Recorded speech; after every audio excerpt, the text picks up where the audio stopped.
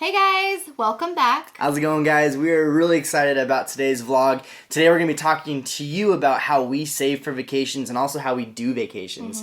But also wait till the end because that tip is one of our favorites and it's actually the tip that kind of changed the way we vacation. So without further ado, intro.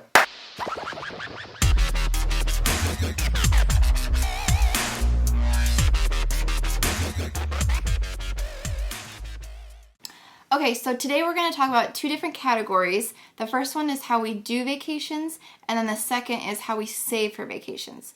So starting with the first, how we do vacations. Yeah, so the first one is plan ahead. The reason why we say plan ahead is because if you have enough time to kind of plan your vacation, number one, you're always going to do better research, probably more research. You're going to save money. Okay, and you're going to get exactly what you want. There are times and there's places where you can do those kind of improv vacations, and those are always really fun. But we have found the best vacations we've taken are the ones that we plan out, and they're also the ones that we've saved the most money on as well. Right. With planning ahead too, it's just, we find it's fun to plan ahead our vacations. It's something to look forward to as well. Yeah. And that's another reason why that's kind of how we do vacations is, yeah, it's a way to save money, but also more of it is kind of just the excitement and the planning. It's how we do it. So. Yeah. Okay, so tip number 2 is living within your means. Now, this is a tip that you're probably like, I've heard this before, but my question is, are you doing it? Because most people in America are living paycheck to paycheck. But we're going to break this down into two categories that kind of talk more about the vacation side of it. Part 1 of living within your means is simply like start doing that because you're never going to be able to save for a vacation if you can't just pay your bills on time. If you can't say no to stuff. Okay, so that's the main thing right there, is being able to say no to stuff, and we're going to go in more detail over that in just a bit.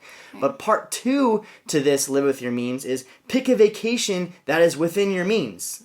Like, don't go on this crazy vacation that you cannot afford. If you have to just go camping, then go camping. Right. If you have to just do a staycation, then do a staycation. Don't shoot for the moon, right? Because the thing is again, you got to live within your means. Yeah. And before you know it, when you start doing that, you'll be able to do bigger vacations and things like that. Especially, going back to tip 1, if you plan ahead. If you plan ahead, you know how many months until your vacation is. Live within your means and be able to save up for that vacation. We've done it both ways. We went on vacation and we were paying on it for a long time afterwards. We call that the vacation hangover. The vacation hangover. Write that down. You're hugging the commode after the vacation because you're like paying on it for 3 years afterwards. Right. And then we've also did a vacation, and we still talk about it to this day. And it's almost like it was yesterday. It was so sweet because it's like that memory's so good because we came home.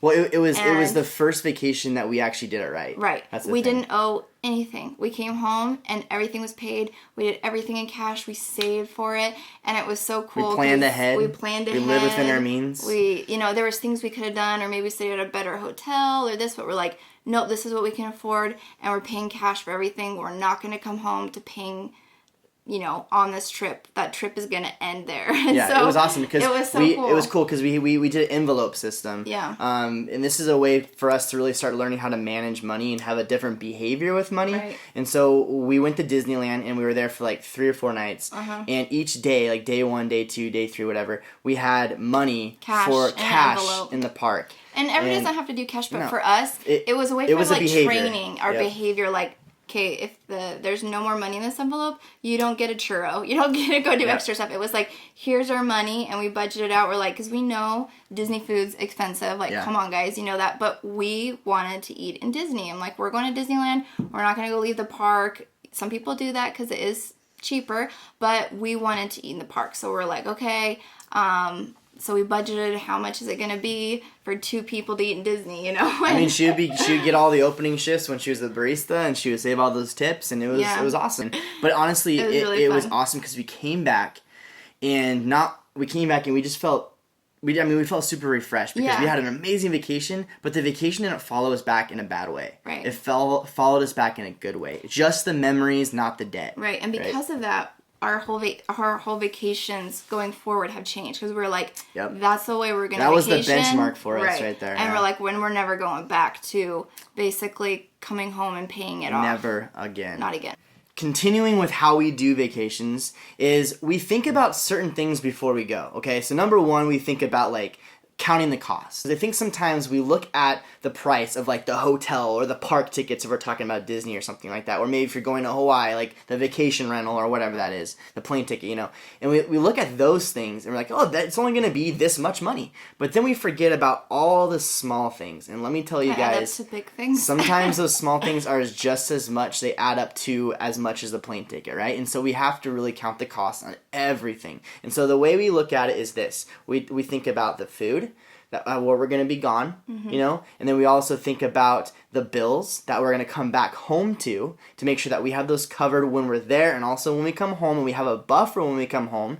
Also the time we're taking off work, because sometimes you're not able to get vacation time for all these vacations you take. Sometimes you may have jobs that don't even offer vacation time, so you have to save up money for the time you're going to be gone, and then also a buffer when you get back, because sometimes your pay is off a little bit and you don't get a paycheck right when you get home, right? And then also, something that my grandpa always used to say, and I'm not going to say the actual word because it's inappropriate, this is a family channel, but he always said, have a save your butt fund.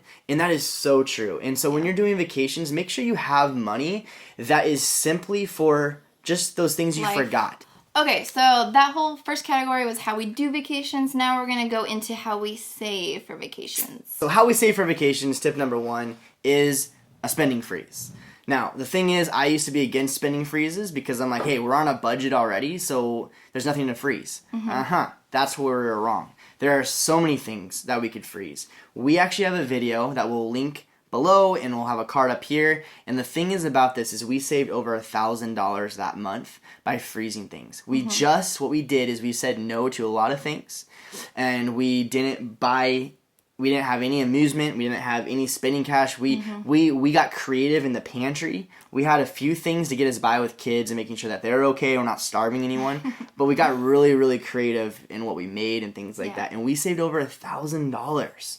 So cool. Do one or two of those if you plan ahead on your vacation, a couple $1,000. But check that video out. Tip number 2, Lacey, what is that? Say no to the small. So that, I mean, we kind of learned a lot of that within our spending freeze, because there are usually so many of those small little gas station purchases, Redbox, Starbucks, Target, you name it, and they add up a lot. Right now, I encourage you to get your bank statement, your credit card statement, whatever, and highlight all those small charges that aren't like staples, like aren't like your bills and the things that you need to pay. Just like the fast food, the the new wall decor for your house, or a lamp or candles or just whatever. Just mark all those things that you really don't need, and I'm telling you, it adds up to a lot of money. And you take that and add that for several months. That is vacation money right there. What? Sorry, I'm smiling because I'm thinking about when we did that, and it was like Taco Bell, Taco Bell, Taco Bell, Taco Bell. And then I'm like, hey. Yeah, I have a Taco Bell problem. I love Taco Bell, so it's just what it is. Okay. So our third thing that we do when we save for vacations is be creative. And he is the brains in this area, but it's really cool. He can sell anything. I don't know how, because I get really awkward with selling stuff. I'm like, on Craigslist or whatever, I'm like, are you sure you want it? And he's just like, it's the best, you want this, and he'll sell it that day. So I don't know how, but we paid for our whole Disney cruise with him just buying things, fixing them, and reselling them. So there's many creative ways you can make money out there. And guys, I'm not a handyman. I don't do stuff like that. But I think the thing is, if there's a will, there's a way. And but yeah. And I think it's cool when you have a goal in place and what you're doing it for. Yeah. Yeah, and another thing we've done before is we just looked around our house and we're like, man, we have a lot of stuff in our house that we don't need. And so, and it's crazy because we always think that we don't have stuff to sell, but when we start looking around, we're like, yeah, we do. There's always something. There's always something. And so sometimes we make goals. Okay, let's try to sell at least $100 this month of stuff that we don't need. If that's like clothes we don't need, if that's like, I don't know, just random stuff. Put it on Facebook Marketplace. Put it on Craigslist. Like, put it on these various things and see what happens, It's amazing the things people want that you think is junk. Yeah, it's totally true. Again, it's just be creative. Be you and just figure out something that you're passionate about and then just drive for it. Right. And then just find a way to make money with your passion. Exactly. It's crazy what you can do if you just go for it, you know, just full steam ahead. Right. I think we hear so many things in people, it's just like, oh, I can never afford that. It's like, be creative. Yes, you can, you know, just have like get some motivation to do something else besides just, look at your budget. You're like, well, we're barely making ends meet. We'll do some extra things to make that money. If you really want to do this trip, you can make it happen. You just have to have that. We're almost turning this into like a financial thing today. All right, we're going to go ahead and wrap this whole thing up with our last tip. And this tip, again, changes the way we vacation. Yeah. And it's simply this. Guys, don't go on vacation just because you want to escape a problem. Okay?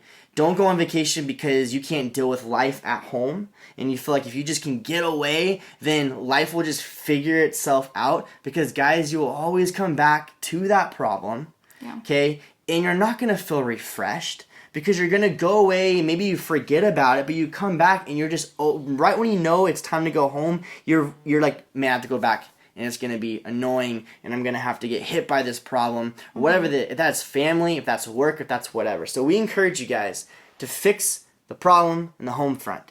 Okay?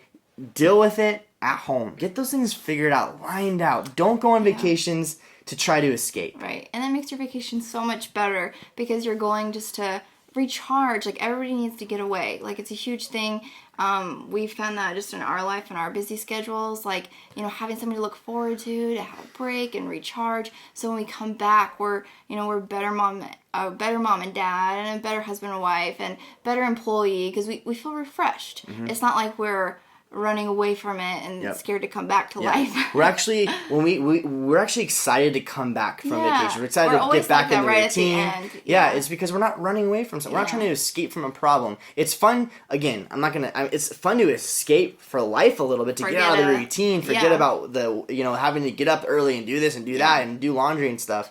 But guys, if you leave because you're trying to escape from a problem or you're just trying to forget life because it's too hard, you're statistically, and maybe, I don't know, we haven't statistically anything, I love saying the word statistically because I sound smart, but the thing is honestly, probably, is you're going to pay more for the vacation. Why? Because you feel like you need to get away now. Usually when you have a problem, you want to go. And that's when you make hasty decisions. And you just go, you don't count the cost, you don't time it out, you don't do the research. I think it's usually a domino effect after that. So. And then also, if you have kids and you know things are hard at home, and maybe it is a family thing that is what you're trying to escape from, and all of a sudden you feel like you just need to buy your kids off or something like that and give them the best this or the best that, you're going to get in a financial situation, and then you're going to come back and not only have the problem, still there, but then you're going to have financial problems too. Yeah, so this was a big thing for us, just finding that,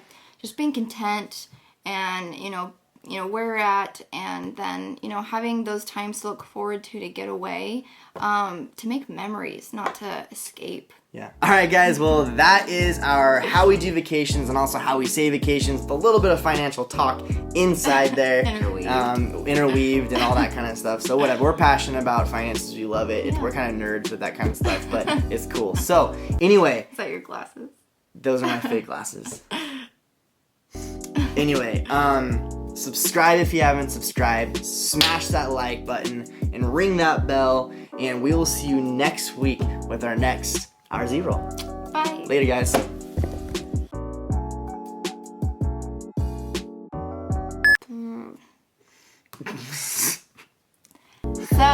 it's not a good thing because when you're coming home,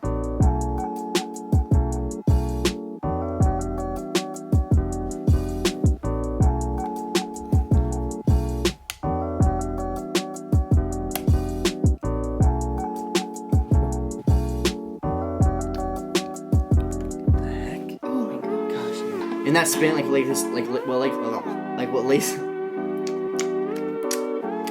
I can't talk my tongue. It's like a fat tongue. Cheers. Cheers. Okay.